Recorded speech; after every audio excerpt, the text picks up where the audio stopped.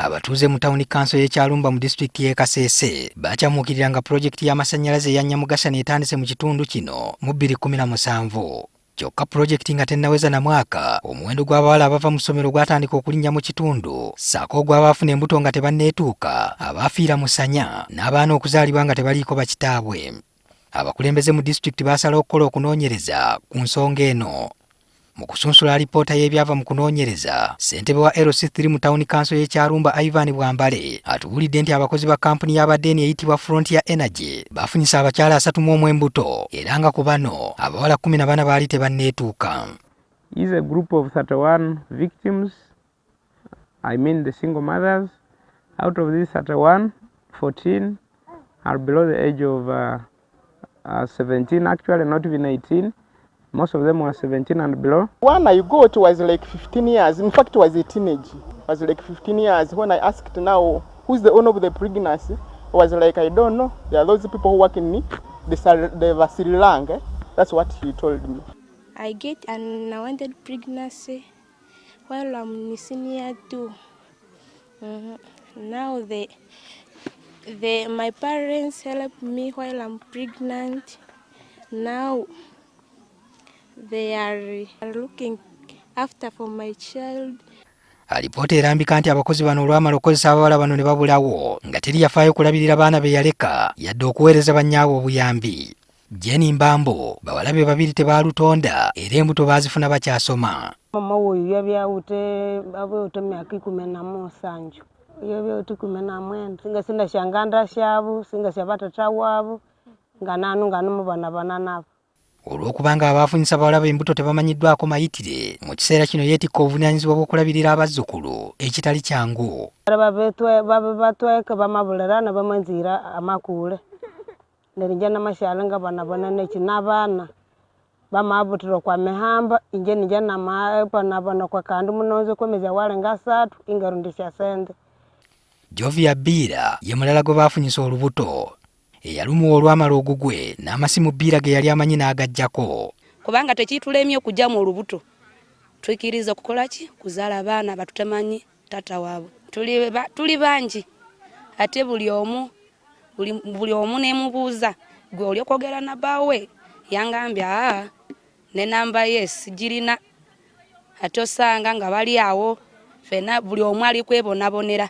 Ebyembi abasawo batubuulidde nti mu bazaala nga tebanneetuuka mulimu abaafuna ebizibu ebisukka ku kufuna embuto. I'm a midwife who works here and I've worked on them. They come here for antenatal. We've tested them. Some have tested HIV positive. Out of that number, 3 are HIV positive. They confirm, they confess, they are not coerced, and of course we have helped these people. Ye Jessica Kabugo yali yakamala ebigezo bya siniya ey'omukaaga we yafunira olubuto. Kabugo agamba ye ne bannaabalala baasikirizibwa ensimbi abakozi babawanga nga babasasudde empeera gye baakoleranga. They get money kale. Some could give you like 50k, 20k according the way how he loves you. Abamu ku bakozi abagambibwa okufunyisa abawala bano embuto bava mu ggwanga lya Sri Lanka. Minisita omubeezi wa tekinologiya Godfrey Kabyanga obuzibu abutadde ku baana kuweebuuka n'okuggwaamu ensa. Why should young girls just expose themselves to people they don't know? And on every project there is that component of HIV/AIDS where social workers are supposed to sensitize people that they should be careful with those workers, for instance. And mainly when such a project is there, people come with money and girls get excited. It's very, very unfortunate that they didn't even know the fathers of those children. Abamu ku bawala abaakosebwa bagamba kampuni esobolera ddala bulungi okubatuusa ku bakozi baayo singa eteekebwako akazito. When they register those workers of theirs, they normally get some updates where they stay, their villages, each and everything about them. So this company should get those updates which they gave them down there when they register them. They should look for those men or for their backgrounds.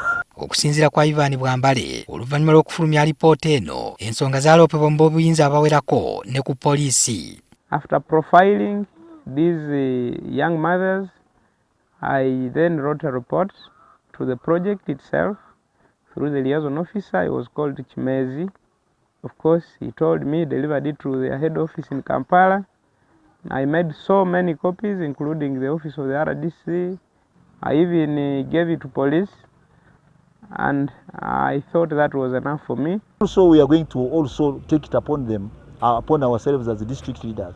When somebody is given a contract to do some work, we shall give them conditions that in case any of your workers makes a mistake and or commits a crime of either impregnating or maybe raping or whatever action you take, you will be held responsible, so that they know it from the start.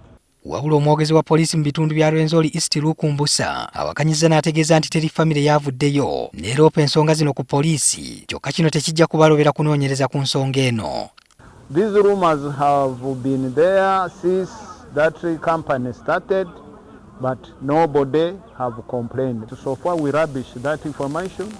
Abawala abaali tebanneetuuka mu kiseera kino basusse emyaka 18.